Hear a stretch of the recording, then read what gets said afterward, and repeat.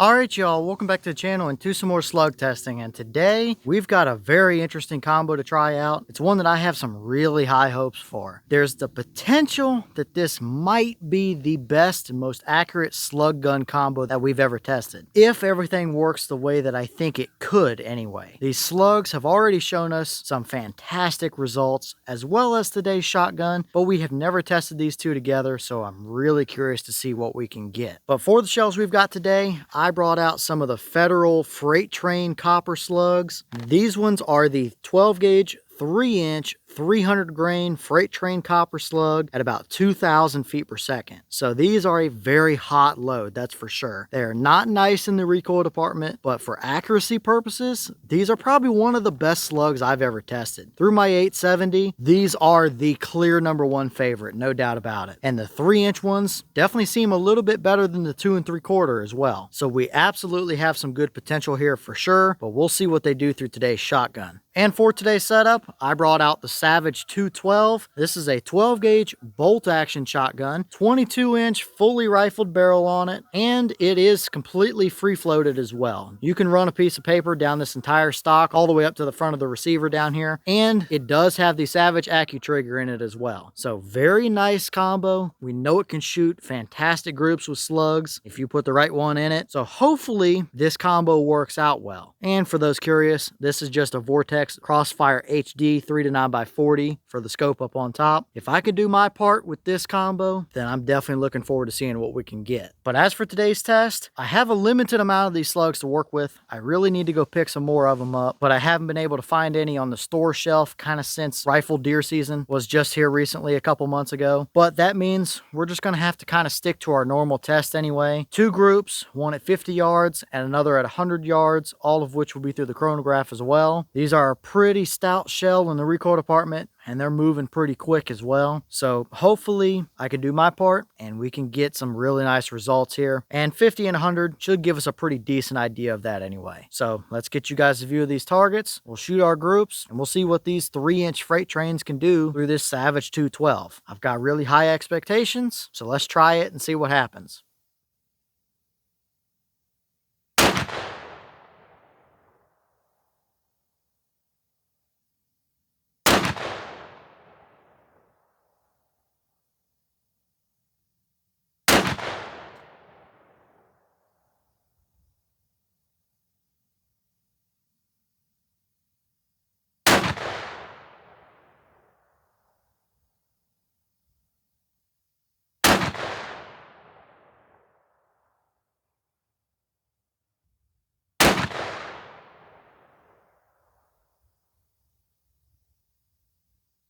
Alright, I apologize for the little bit of glare, but we'll take a look at our muzzle velocities real quick before we look at our target. Boss claim was 2,000 feet per second. We have a 22-inch barrel, and I think we were averaging just below that 2,000 claim. So they probably could have tested these through a 24 at the factory, but we weren't really too far off. Our high was 1982, the low was 1958. That gave us an average at 1969, so 31 feet per second below their boss claim. That's probably an inch or two worth of barrel, but that is still moving on out for a 12 gauge slug, no doubt about it. But that gave us an extreme spread of 24 with a standard deviation of 8. So they were very consistent with velocities as well, especially for a slug. But at an average of 1969, here's your muzzle energy for a 300 grain projectile at that number. That is quite a stout load, no doubt about it. I don't think there's very much that wouldn't stop right where it stands. So yeah, these aren't the cheapest. These aren't any kind of low recoil load, but man, they are a hot shell for sure. That's a lot of energy and they are moving on out. But let's head over to our target because I think we saw some very, very nice accuracy results over there as well.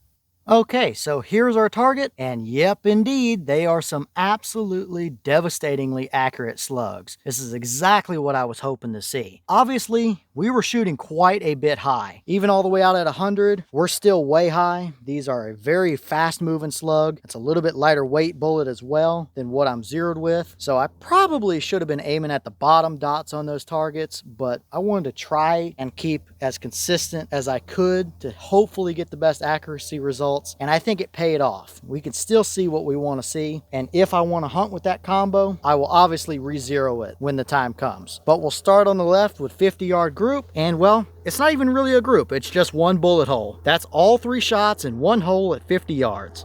And unfortunately, here's where the other half of my footage went for this clip. I have no idea what happened to it, but it is gone, so here I am in voiceover. Luckily enough, I note down what these measurements were, especially when we get results like this, because it's not often that we see something this impressive. At 50 yards over there on the left, it's one bullet hole. I mean, to the best of my measurements, I was able to get about half of an inch or so. I think it was 0.51 or 0.52 is about the best measurement that I could get. Obviously, we're cutting one big giant hole in the paper at 50. There's going to be no issues at all. If you zeroed your scope with that and put the crosshairs where you wanted them, that bullet's going to go right there. So moving over to 100 yards, obviously we still kept it high. These are really fast moving bullet. That's lighter weight than what I'm zeroed with, like I just said. So they have a completely different trajectory than the slower 1-ounce loads that I am zeroed with. However, that is still rifle-like accuracy. Even though I don't have a technical picture or video of it, I do clearly remember the measurement at being 0.96 inches from center to center on the farthest 2 bullet holes across. You can't argue with that. This is a slug gun we're talking about here. You're shooting sub MOA at 100 yards with a 12 gauge slug gun. It doesn't get any better. You can't ask for more than that. There's a lot of rifles out there that won't shoot sub 1 inch. And the fact that you're pushing a 300 grain slug at almost 2,000 feet per second and still shooting sub 1 inch at 100 yards, it's going to be a nasty performer as well. Those federal copper Sabot slugs are some great terminal performers, so there's pretty much nothing that you won't be able to stop with them, that's for sure. And obviously, with shooting under an inch at 100, we could probably push that to 125 and 150 yards without much of an issue. I think that's definitely deserving of a test at some point for sure. If I can get the range space to do 150 yards, and who knows, maybe even we step it out to 175 or 200 just to see what would happen. It's probably farther than what I would ever shoot a slug gun at, but man, you cannot argue with that kind of performance. So a little bit unfortunate that I lost some of my camera footage here, but it's too good to just not straight up show you guys what it is. And I mean, you're just going to have to kind of go off my word here with the measurements. But I can tell you right now, that is absolutely the best slug combo we've ever shot, hands down. It's the best from this 212. It's the best one that I've ever tested from any slug gun, my 870 smoothbore or rifled barrel, or anything else that I've done. I felt great about all of my trigger pulls, and we had good conditions today as well, with not that much wind and stuff to deal with. So I don't know that we could have really gotten any more better of a realistic result than that. Obviously, I would have loved to have all 3 of them touching at 100, but we're still under an inch. So I don't think I have a ton of room to complain with that kind of grouping out of a slug gun. So I think that these will probably be pretty hard to beat. This particular combo right here, good luck. Maybe a Savage 220, which is this gun in 20 gauge, might be able to do it, or repeat it, or get better than it. It's a possibility if I ever pick one of those setups up, but does it really get better than that with a slug gun? I don't know. So far though, I think it's pretty obvious that's the favorite setup for that 212, no doubt about it. They are a little bit more expensive, and they are a 3-inch, and they're pretty hot in the recoil department, but for what it is, I'll deal with it to get that kind of a result out there on a hunt. So maybe if we slug hunt this fall for deer, I think I might know the setup we might want to try. And here are a few of the Sabots out of those slugs. They all look exactly the same. They performed exactly like I would expect them to. All of them laid out pretty much perfectly flat. Plenty of rifling engagement, and clearly they did exactly what they were supposed to. So absolutely nothing out of the ordinary to see here. They performed as good as I expected them to.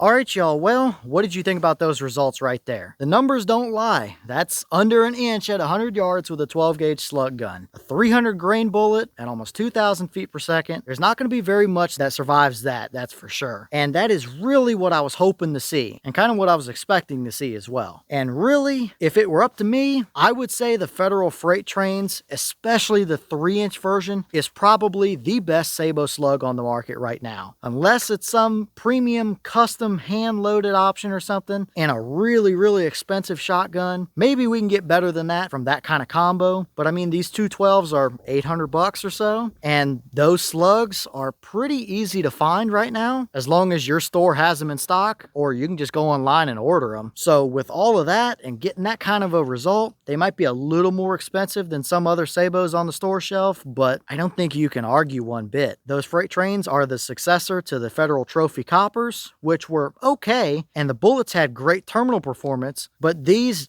definitely take it up a notch, I would say. The accuracy jump is significant. Even through a regular old rifled 870, we were seeing results not too far off from that. I think we were just over an inch with that gun. So for what it's worth, I'd put my money on these being probably the best Sabot slug that's been on the market in a long time. But leave all your thoughts down below. Is that about what you expected to see? Were you a little surprised one way or the other? Have you tested any of these Federal freight trains? And if so, what kind of results have you seen? Is this a combo you would hunt with? And if so, what kind of ranges would you test it out to or be comfortable with if you're getting that kind of accuracy? And maybe what other testing do you want to see me do with these Federal freight trains? We can try the 2 3/4 as well through that gun at some point, but maybe we push these out a little longer range and see what they're capable of. And maybe what other slugs do you want to see me run through that 212? Let me know all that down below. But with that being said, I've got some more testing to get done for you guys, so I'm going to get back to it. As always, we have the channel Instagram as well as the mailbox where you can send stuff if you'd like. All the information will be in the description if you're interested in it, but I'm going to get back to it. So I'll see y'all in the next one.